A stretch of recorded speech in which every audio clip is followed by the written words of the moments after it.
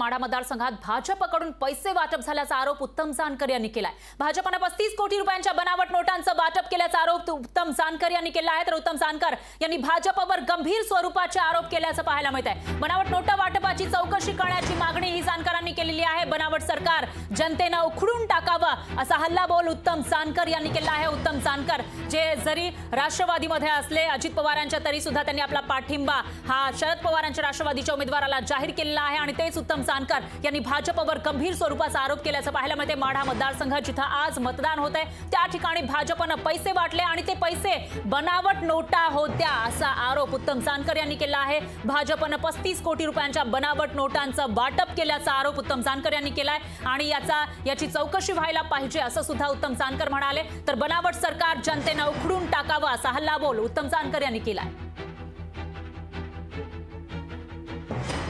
आज या ठिकाणी वेळापूर असेल धानोरी असेल या ठिकाणी आलेलो आहे। या मंडळींनी नोटा सुद्धा बनावट वाटलेल्या आहेत। अनेक दुकानदार नोटा घ्यायला तयार नाहीत, म्हणजे यांचं राज्य बनावट होतं।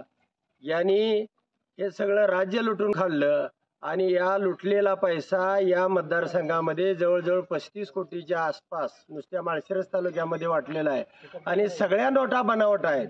तरी लोकांना माझी विनंती आहे की ह्या नोटा खऱ्या आहेत का खोटे आहेत दुकानदाराकडे जाऊन आपण चौकशी करावी आणि अशा प्रकारे बनावट सरकार, बनावट माणसं आणि बनावट हा धंदा हे सरकार उकरून टाकावं।